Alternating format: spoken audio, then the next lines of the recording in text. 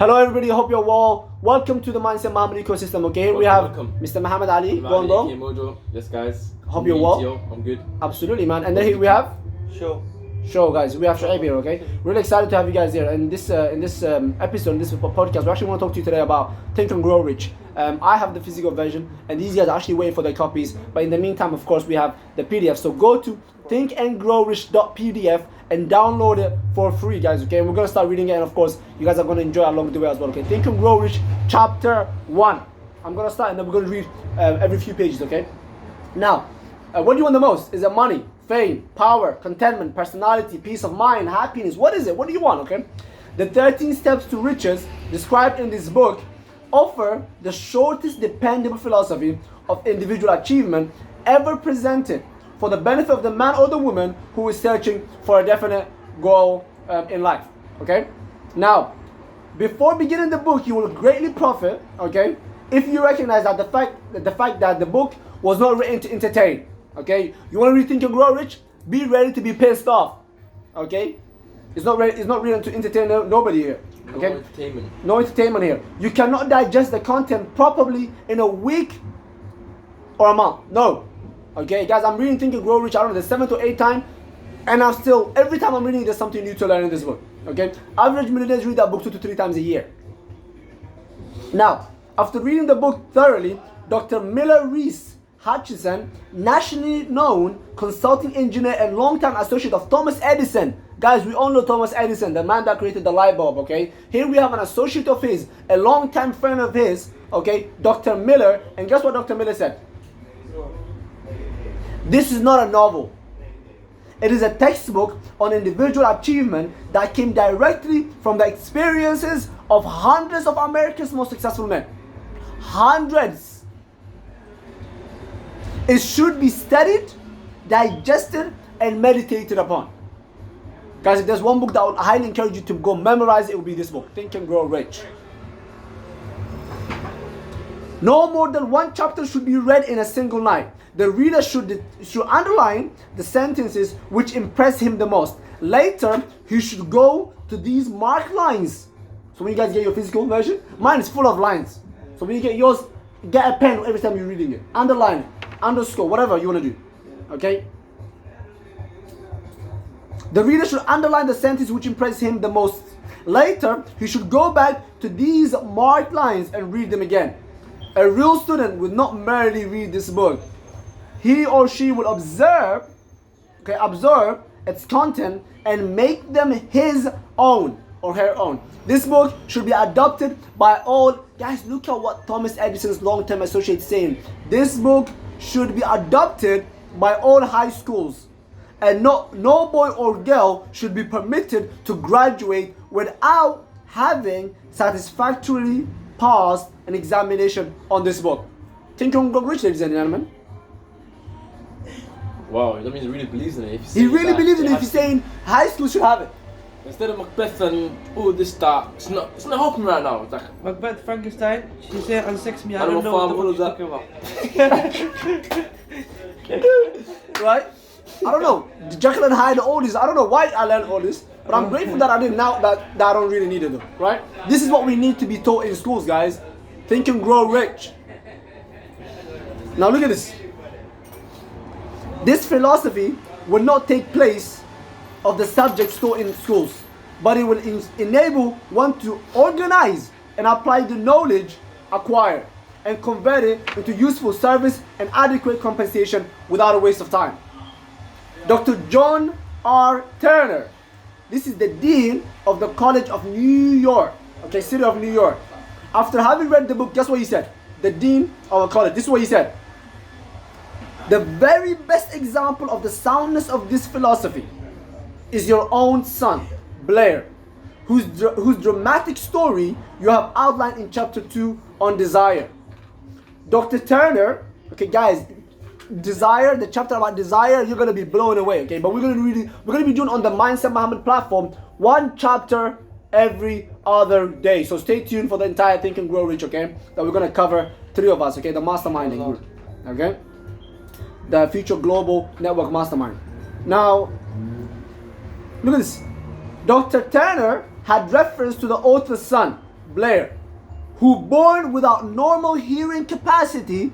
Imagine, here's a boy, okay, who's born without the normal hearing capacity. Couldn't hear at all. 99% of parents, guess what they would do? Yep, my son or my daughter is mute. Can't speak, sorry. Yeah. They'll just be fine with it. Yeah. Guess what he done? What did he do? You know, this bit, it took me like, to really believe this, it took me like 3-4 times to read the book to believe this. To know the author, then I believed it. It's hard to believe. What did he do? Look what he done, look what he done. You're gonna be blown away, look what he done. What? Not only avoided becoming a deaf mute, but actually converted his handicap into a priceless asset. The son. Because of what the dad did. No way, wallah. By applying the philosophy here described, after reading the story, okay, on page 52, on desire, you will realize that you are about to come into the possession of a philosophy which will be transmuted into material wealth or serve as readily to bring you peace of mind, understanding, a spiritual harmony, and in some instances, as in the case of the author's son, it can help you master physical affliction. Man went from being mute and deaf, not being able to speak at all, not being able to hear at all, to using that as an asset and being able to hear because of his dad's philosophy. Napoleon Hill, ladies and gentlemen. The author discovered through personally analyzing hundreds of successful men. Okay, let me give you a little bit of background about Think and Grow Rich, guys, because I want you guys to know how powerful this book is. This was a man, okay, called Napoleon Hill. Okay, now Napoleon Hill had a man that he was working for called Andrew Carnegie. Now Andrew Carnegie, those of you that don't know, this man was making millions of dollars when the world was getting paid like $100 to $500 a year. He was making millions that stage, that time. Okay, was in many different businesses. Okay, and this same individual, okay, Shoaib, you can it's closed, bro, you can open it. Okay, this individual challenged Napoleon Hill, and he told him, hey Napoleon, I'm not going to pay you for this, but I want you to go out there and actually, what's it called? I want you to go out there and write. I want you to go meet 500 of the most successful people in America and write a document, okay, a documentary, a book about them, how they became successful. 500 of the most successful people in America. Okay, guess what, guys? Think and Grow Rich took 25 years to be written. None of us are even 25. It took 25 years to be written. 25 years. Where successful people, the most successful people in America at a time, are willing to share with you their philosophies, their strategies, their principles that allow them to generate the wealth that they generate for themselves and their families. And here we are. 99% of the world population have never even heard of Think and Grow Rich. And guess what? There are a few percent of the world's population that have heard of it, but they have never read it. Crazy. Okay, now check this out. The author discovered through personally analyzing hundreds of successful men that all of them follow the habits of exchanging ideas through what is commonly called conferences. When they had problems to be solved, guess what they done? They sat down together and talked freely. Okay, you know, in our network marketing business, you know, we're actually talking about this today. That every time we have a problem, what's the plan? We have to talk about it. Talk about it. Sit down, talk about it. We have sit downs now. Okay, which I'm really excited about. Okay, now check this out. And talked freely until they discovered from their joint contribution of ideas a plan that would serve their purpose, a solution to whatever their problem is. So if you're watching this, okay, and if you don't have a masterminding group, a group of people that have the same purpose, the same aims, the same desires, the same goals, right? Go get yourself a group of people, okay? It could be a minimum of 3 to 5. Just get 3 to 5 people that have the same purpose of yourself. If you're doing computer science in university, get 3 to 5 friends of yours that do computer science and study things together. Have a masterminding group, okay? You who read this book will get most out of it by putting into practice, okay, the masterminding principle described in this book. Masterminding principle. Get a group of people who are masterminds with you. This you can do as others are doing so successfully by forming a study club. Okay? consisting of any desired numbers of people who are friendly and harmonious. That's the only requirement here. You don't care about how clever they are, how genius they are, how talented they are. All you care about is, are they friendly and are they harmonious? And of course, do they have the same purpose, the same goals and aspirations and dreams as yourselves? They don't have to be the smartest. They don't have to be smart. They don't have to be clever, genius, nothing. They just have to have the same purpose of goals, okay? Same dreams. And of course, they have to be harmonious, that you can get along with each other, and very friendly. Now look at this. The club should have a meeting at a regular periods, as often as once a week. I mean, what's our plan? Literally to have a meeting probably every day. Every day. Because we do business together. So we plan to actually go meet every day once, okay? Which is pretty amazing. Actually, sorry, can I have your autograph? Can I have your autograph, please? I love your business.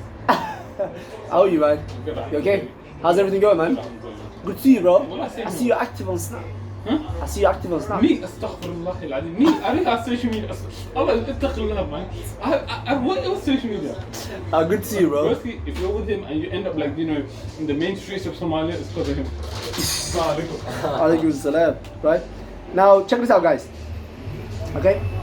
The procedure should consist of reading one chapter of the book at each meeting, after which the contents, okay, of the chapter should be freely discussed. So today, actually, after we read it, we're going to discuss it together, and then we're going to read, actually, every week one chapter on. That's our target, in fact, okay? What do you guys think? Just one chapter every week? And then what we will do is, for example, for next week, With analysis. we're just gonna, the chapter that we read today, every one of us is going to go home, read it again to understand, and then also read chapter 2. So that by next time when we meet to discuss about chapter 2, okay? Of course we meet every day, but we're not going to be talking about thinking Gurch every day. We're going to be talking about thinking Gurch every Thursday. Okay? But next Thursday, by the time we meet, we want to be able to have already read chapter 2, so we can discuss freely. Okay? Now look what the author says, guys. The procedure should consist of reading one chapter of the book at each meeting, after which the contents of the chapter should be freely discussed by all members. Each member, okay, should make notes, putting down all the ideas of his own, inspired by the discussion. Okay? Each member should carefully read and analyze each chapter several days prior to its open reading. Basically what I just said now. Okay? Open reading.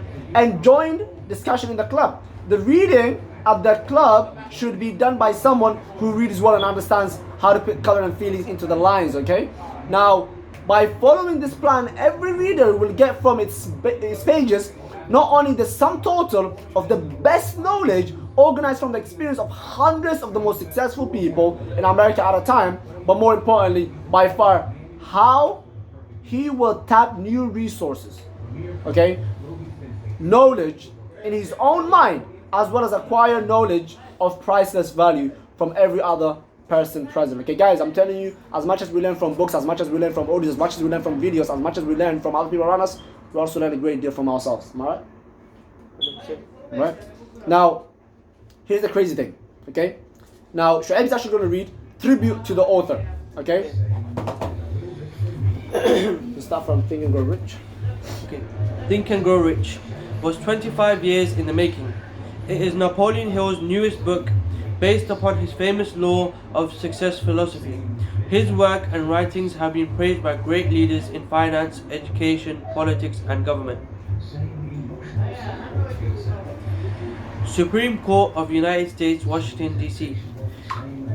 Dear Mr. Hill, I have now had an opportunity to finish reading your Law of Success textbooks. I wish to express my appreciation of the splendid work you have done in the organization of this philosophy. It would be helpful if every politician in the country would assimilate and apply the 17 principles upon which your lessons are based. It contains some very fine material